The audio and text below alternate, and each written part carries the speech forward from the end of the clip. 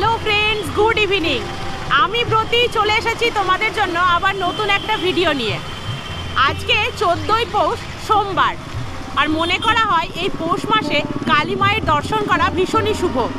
তাই আজকে আমি তোমাদের দর্শন করাবো এমন এক কালী মায়ের, যে মায়ের পুজো আমাদের এই রঘুনাথগঞ্জে প্রথম, যাকে বলা হচ্ছে আমাদের রঘুনাথগঞ্জের বড় মা। চলে এসেছি আমি সেই জায়গায় যেখানে আমাদের রঘুনাথগঞ্জের এই বড় মায়ের পুজো হচ্ছে আজকে। এবার তোমাদেরকে লোকেশনটা বলে দিই। এই যে রাস্তাটা দেখতে পাচ্ছ, এই দিকে চলে যাচ্ছে ওমরপুর, আর এই দিকটাই চলে যাচ্ছে রঘুনাথগঞ্জ টাউন।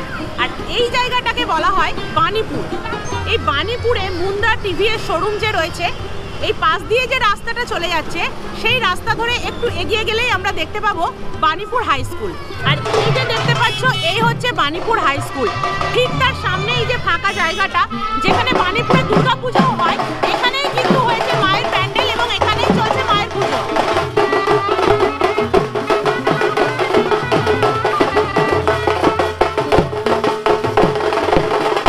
মায়ের এই পুজোর আয়োজন করেছেন বাণীপুর গ্রামবাসীরা, কিন্তু মায়ের এই পুজোর প্রথম থেকে শেষ পর্যন্ত পরিচালনা করছেন বাণীপুর মহিলা সমিতি।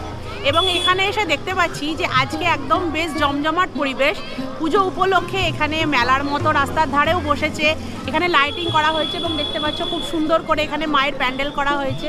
আর দেখতেই পাচ্ছ এখানে তাসার দল চলে এসেছে, তো বেশ একটা জমজমাট ব্যাপার কিন্তু দেখতে পাচ্ছি।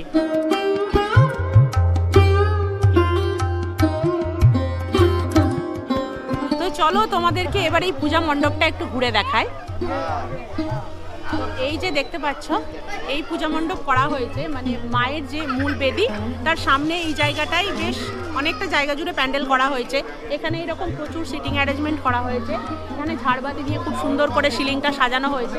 সামনে রয়েছে মায়ের মূল বেদি।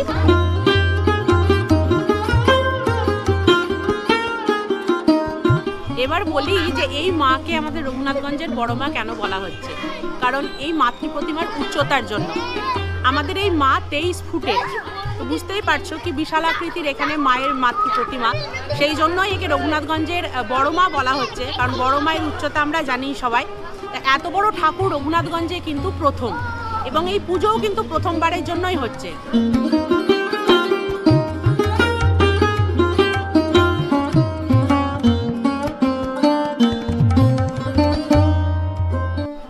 এই যে দেখতে পাচ্ছ, এই হচ্ছে 23 ফুটের মায়ের মূর্তি।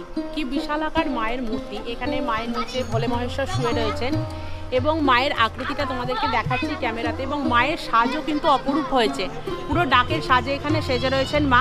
ভীষণই সুন্দর এবং এত বড় মূর্তি, বুঝতেই পারছো একদম এরম ভাবে মাথা তুলে আর কি দেখতে হচ্ছে।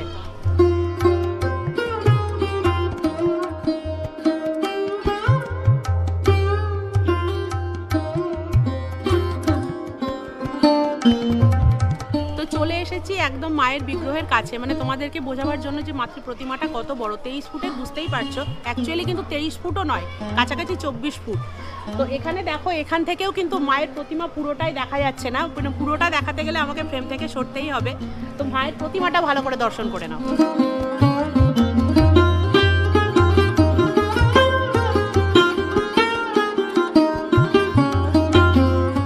মায়ের মূর্তি দর্শন করে নিলে, এবং যেহেতু আমি পুজোর দিন সন্ধ্যেবেলাতেই এসেছি, এবং এসে দেখতে পাচ্ছি কিন্তু পুজোর প্রস্তুতিও প্রায় শেষের দিকে।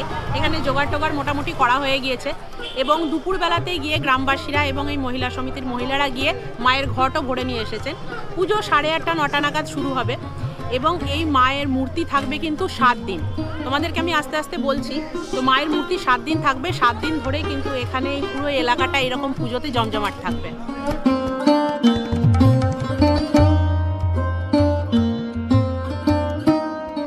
বিশালাকার মাতৃ প্রতিমাতে তোমরা দর্শন করলে, কিন্তু এই মায়ের মূর্তি যিনি তৈরি করেছেন এবং তার সাথে আলাপ করায়, সেটা হচ্ছে আমাদের রঘুনাথগঞ্জের সবাই চেনো সন্দীপ দা। নমস্কার। সন্দীপ দা প্রতিমা শিল্পী আর কি, এবং তার আলাদা করে পরিচয় দেওয়ার দরকার নেই। তো তুমি বলো সন্দীপ দা, এই যে মায়ের মূর্তিটা গড়েছো, এর পিছনের কি গল্প আছে, বা মায়ের যে সাজ হয়েছে সম্পূর্ণটা বলো। সম্পূর্ণটা বলতে আজ থেকে 10 দিন আগে এই মায়ের ব্যাপারে আমার কাছে সন্ধ্যেবেলায় গিয়ে কথা বলেন এখানে কমিটির যে দাদারা আছেন। মাত্র 10 দিন আগে? মাত্র 10 দিন আগে, যে এত বড় বড় আকারে 24 ফুটের আমরা কালী তৈরি করতে হবে, এই কথা উনি বলেন। আমি ওনাদেরকে রাত্রিপুরা সময় নিই, যে আপনাদেরকে বললাম আমি সকালবেলায় জানাচ্ছি। সকালবেলায় এসে আমি এদের সঙ্গে কথা বলে পাট করে 8 দিনের মধ্যে কালী আমি নির্মাণ করি। এত বড় মূর্তি 8 দিনে? 8 দিনের মধ্যে, গতকালের মধ্যে আমি কমপ্লিট করে দিয়েছি মাকে। হ্যাঁ, এবং মায়ের তো পুরো ডাকের সাজ। ডাকের সাজ কাটোয়া থেকে এসছে, কাটোয়া বনকাবাসী গ্রাম থেকে কাটোয়া ডাকের সাজ। ওনারাও রাত দিন জেগে পরিশ্রম করে সাজটা কমপ্লিট করে। হ্যাঁ, মাত্র 8 দিনের মাথায় বুঝতেই পারছো মায়ের এত বড় মূর্তি তৈরি করা হয়েছে। তো ভীষণই সুন্দর মূর্তি হয়েছে এবং তোমাদেরকে বলবো তোমরা কিন্তু অবশ্যই এসে মায়ের মূর্তি দর্শন করে যাও।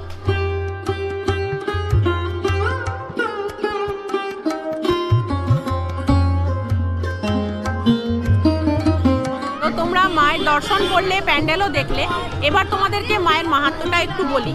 প্রথমবারের জন্যই এখানে পুজো হচ্ছে, তো তোমাদের মনে হতে পারে যে মায়ের মাহাত্ম্য তোমাদেরকে কি করে বলবো। ঠিক এই জায়গায় কিন্তু বাণীপুরের দুর্গাপুজো হয়। তখন থেকেই কিন্তু গ্রামবাসীরা নির্দিষ্ট এই জায়গাতে মায়ের একটা শক্তি বা মায়ের কোনো টান অনুভব করছিলেন বেশ কিছুদিন থেকেই। তো এই গ্রামবাসীদের মধ্যেই একজন স্বপ্নাদেশ পান যে এই জায়গায় কালী মূর্তি করে পুজো করবার, এবং সেটি এই পৌষ মাসে। তো এইভাবেই কিন্তু চলছিল। তারপর আস্তে আস্তে গ্রামবাসীরা মিলে ঠিক করেন যে মায়ের মূর্তি করতে হবে, কিন্তু তখন পর্যন্ত ঠিক করা হয়নি যে মায়ের মূর্তি কত বড় হবে বা কি, কোনো কিছুই প্ল্যানিংয়ে ছিল না। তারপর তারা আস্তে আস্তে স্থির করে এবং মহিলা সমিতির হাতে ভার দেওয়া হয়, এবং এইভাবেই কিন্তু মায়ের এই মূর্তির প্রথম বছরের পুজো হচ্ছে। এবং মা নিজেই হয়তো চেয়েছেন যে মায়ের এই বিশালাকার মূর্তি হোক, এইভাবেই কিন্তু মাত্র 8 দিনের মাথায় মায়ের এই মূর্তি তৈরি করা হয়েছে। তো বুঝতেই পারছো মায়ের মাহাত্ম্য তো নিশ্চয়ই রয়েছে, কারণ মাত্র 8 দিনের মাথায় এই জায়গায় যেখানে দুর্গাপুজো হয়, এবং গ্রামবাসীরাও বলছেন যে একটা আলাদা টান অনুভব করেন, তো মায়ের মাহাত্ম্য নিশ্চয়ই রয়েছে, সেই জন্যই মায়ের পুজো এখানে হতে পারছে।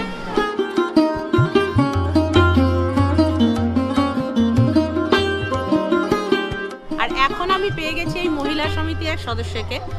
তো তোমরাই তো দিদি এই পুজো পরিচালনা করছো। হ্যাঁ। তো হঠাৎ করে এই বছর এত বড় মায়ের মূর্তি রঘুনাথগঞ্জে, যেটা হয় না প্রথম, সেটা করার প্ল্যান কি করে হলো? সেটা একটা মানে স্বপ্নের মাধ্যমেই। হ্যাঁ, স্বপ্নাদেশ যে পেয়েছেন, হ্যাঁ, সেইটাই তোমরা চাইছো পুজোটা করতে। এবং আমি যেটুকু শুনলাম যে এই গ্রামে এই জায়গাতে মায়ের একটা আলাদা টান তোমরা বেশ কিছুদিন থেকেই বুঝতে পারো। হ্যাঁ, বুঝতে পারি। এবারে পুজোতে হয়তো অনেক সময় মানে দুর্গা পুজোর সময় আমাদের সাথে একটা ঘটনা ঘটেছিল, সেই জন্য মানে আস্তে আস্তে মানে আমরা বুঝতে পারছি যে জায়গাটা একটা কিছু আছে, মানে যার জন্য আমাদের এটা দরকার। তারপরে কাউকে বলেছে, সে হয়তো আসতে চাইছে না সামনে। আচ্ছা, মানে এটা সে চাইছে, অনেকে তো চায় না যে স্বপ্নটা কাউকে বলুক সামনে এসে কি বলেছে। হ্যাঁ, মায়ের স্বপ্নের কথা অনেকে বলতে চায় না। তাকে নিয়েই আমরা মানে তার ভাবনাটাকে আমরা এই জায়গাটা পুরো গ্রামবাসীরা মিলেই করছে। হ্যাঁ, পুরো গ্রামবাসী। এবং পরিচালনা করছো মহিলা সমিতি। হ্যাঁ, হ্যাঁ। তো মা এখানে থাকবে কতদিন? মা এখানে থাকবে 7 দিন, মানে রবিবারে আমাদের বিসর্জন হবে 5 তারিখ, আর 30 তারিখ আজকে মানে আমাদের পুজো। আচ্ছা, আজকে মানে তিথিটা কি? প্রত্যেক বকুল অমাবস্যা। তো প্রত্যেক বছর কি মায়ের পুজো এখানে এই বকুল অমাবস্যাতেই হবার পরিকল্পনা? হ্যাঁ, প্রত্যেক বছর এটা পৌষ মাসের বকুল অমাবস্যাতে। তাহলে বুঝতেই পারছো প্রত্যেক বছর পৌষ মাসের বকুল অমাবস্যাতে আমাদের এই বাণীপুরে কিন্তু মায়ের পুজো চলবে, এবং মা থাকবেন 7 দিন ধরে এবছরও। তো এবছর রবিবার পর্যন্ত মা থাকছেন, তারপরে মায়ের বিসর্জন কোথায় এখন?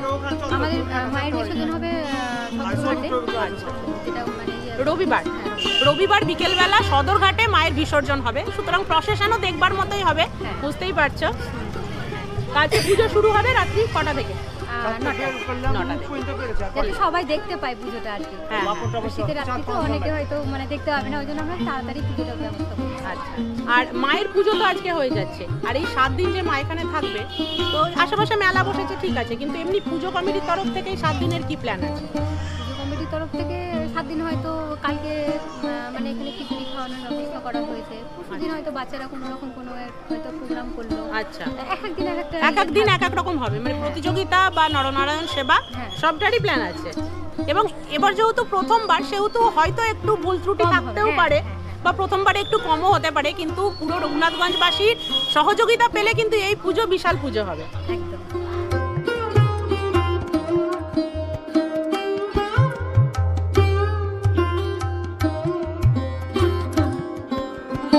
এখন বাজে প্রায় সন্ধ্যে 7টা মতো, আর দেখতেই পাচ্ছ চারিধারে কিন্তু এই বাণীপুর বা আশেপাশের এলাকা থেকে মানুষজন জমায়েত হতে শুরু করেছে মায়ের কাছে পুজো দেওয়ার জন্য বা দেখবার জন্য।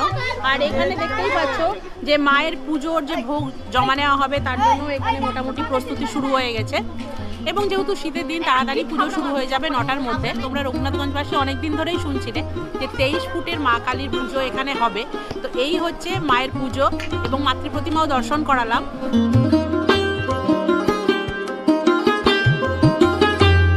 তো দেখতেই পাচ্ছ যে কিরকম ভাবে এখানে পুজোটা হচ্ছে এবং প্রথমবারের জন্য যেহেতু এখানে এত বড় মাতৃ প্রতিমার পুজো হচ্ছে তাই কিছু ভুল ত্রুটি বা কিছু ঘাটতি হয়তো থেকে যাবে প্রথমবারে, কিন্তু সবার সহযোগিতা যদি পায় তাহলে অবশ্যই এই পুজোটাও একদিন অনেক বড় আকারে আর কি আমাদের কাছে আসবে।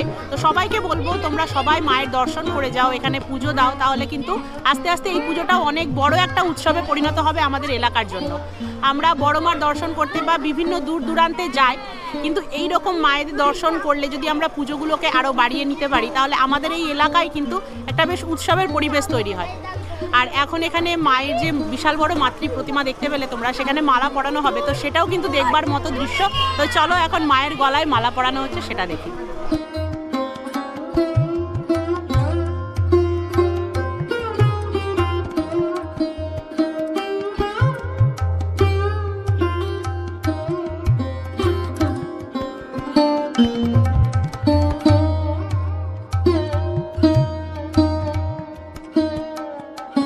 আর তোমাদেরকে যে বলছিলাম যে এখানে 7 দিন ধরে মাতৃ প্রতিমা থাকবে, তো বুঝতেই পারছো এলাকায় একটা সাজো ব্যাপার এবং মেলাও বসেছে ছোটোখাটো, চারিধারে বেশ দোকান পাশার হয়েছে ছোট ছোট জিনিসের, খাবার দাবারের। তো শীতকালে এইরকম মেলা উপভোগ করতে এবং মায়ের দর্শন করতে কিন্তু আসতেই হবে এখানে।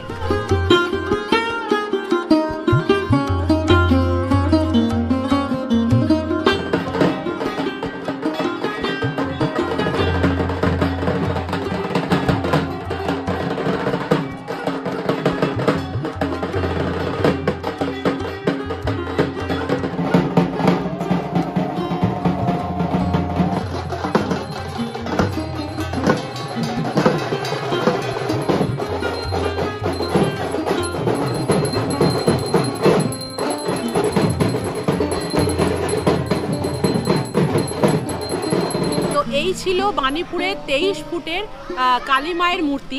তো তোমাদেরকে পুরোটাই ঘুরে দেখানোর চেষ্টা করলাম এবং তোমরাও অনেকে রিকোয়েস্ট করেছিলে যাতে আমি এই মায়ের দর্শন তোমাদেরকে করাই। তো আশা করি তোমাদের পৌষ মাসে মায়ের দর্শন ভালোভাবেই হয়েছে এবং ভিডিওটা তোমাদের ভালো লেগেছে। যদি ভালো লাগে তাহলে প্রচুর পরিমাণে শেয়ার করে মায়ের এই এত বড় মূর্তি কিন্তু সবাইকে দর্শন করার সুযোগ করে দাও। আর যদি ভালো লাগে তাহলে লাইক করো আর একটু কমেন্ট করে জানিও কে কোথা থেকে দেখছো। তো চলো সবাই খুব ভালো থেকো, সুস্থ থেকো, আনন্দে থেকো, আমার পাশে থেকো আর অবশ্যই শখে থেকো। আজকের মতো টাটা।